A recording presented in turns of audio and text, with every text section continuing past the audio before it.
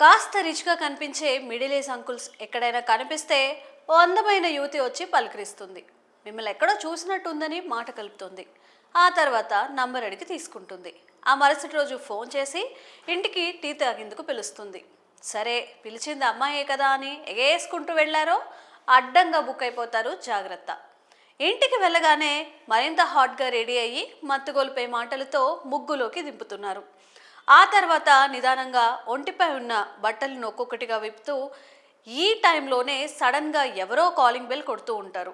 వెళ్ళి చూస్తే పోలీసులు. ఇంకేముంది, అమ్మాయితో నీకేం పని, అమ్మాయితో ఇక్కడ ఏం చేస్తున్నావు, వ్యభిచారం చేస్తున్నావా, ఇలాంటి ప్రశ్నల వర్షం కురిపిస్తారు పోలీసులు.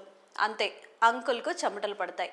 సర్లే, కేసు లేకుండా చేస్తాం, డబ్బులు ఇవ్వు అని ఆ పోలీసులు అందిన కాడికి దోచుకుంటారు. ఇక్కడ ట్విస్ట్ ఏంటంటే వాళ్ళు నిజమైన పోలీసులు కాదు, అంతా ఆ అందమైన అమ్మాయి సిట్టింగే.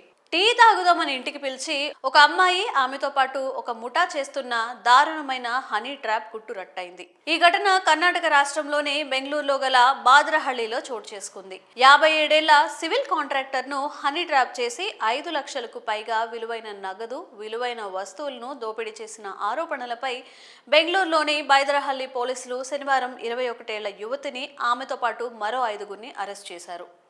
అరెస్ట్ చేసిన నిందితులను నైనా మోహన్, సంతోష్ అజయ్, జయరాజులుగా గుర్తించారు. వీళ్లంతా సివిల్ కాంట్రాక్టర్ను బ్లాక్మెయిల్ చేసి డబ్బులు వసూలు చేశారు. సివిల్ కాంట్రాక్టర్ స్నేహితుడు 6 నెలల క్రితం అతనికి నైనను పరిచయం చేశాడు. కాంట్రాక్టర్తో సన్నిహితంగా మెలిగిన ఆమె తన కుమారుడికి వైద్యం చేయించేందుకు డబ్బులు అడిగింది. దీంతో సదరు కాంట్రాక్టర్ 14,000 బదిలీ చేశాడు. నైనా కాంట్రాక్టర్ను పలు సందర్భాల్లో పిలిచినప్పటికీ అతను ఆమె ఇంటికి వెళ్లలేదు. కానీ తరచుగా ఫోన్లో మాట్లాడుకునేవాళ్ళు. ఈ క్రమంలో డిసెంబర్ 9న ఆ మహిళ అంకుల్ టీ తాగుదాం రండి అంటూ సివిల్ కాంట్రాక్టర్ను తన నివాసానికి ఆహ్వానించింది. అతను వచ్చిన తర్వాత ముందే వేసిన స్కెచ్ ప్రకారం నైనా స్నేహితులు పోలీస్ వేషంలో కనిపించారు. సివిల్ కాంట్రాక్టర్ ఆమెతో కలిసి వ్యభిచార రాకెట్ నడుపుతున్నాడని పేర్కొంటూ అరెస్ట్ చేయమని బెదిరించినట్లు పోలీసులు తెలిపారు. ఆ సమయంలో కాంట్రాక్టర్ దగ్గర ఉన్న 29,000 నగదు, 5 లక్షల విలువైన బంగారు ఆభరణాలను నిందితులు తీసుకెళ్లారు. ఈ సమయంలో ఏం తెలియనట్లు నైనా అమాయకురాలిగా నటించింది. అదే రోజు ఇంటికి తిరిగి వచ్చిన తర్వాత కాంట్రాక్టర్ నైనాను పిలిచి తాను పోలీసులకు ఫిర్యాదు చేస్తానని చెప్పాడు. తనకు సహకరించాలని కోరాడు. కానీ అందుకు నైనా ఒప్పుకోలేదు. దీంతో ఆమె కూడా ముఠాలో భాగమని కాంట్రాక్టర్కు అర్థమైంది.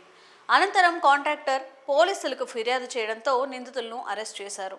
మరి ఈ ఘటనపై మీ అభిప్రాయాల్ని కామెంట్స్ రూపంలో తెలియజేయండి.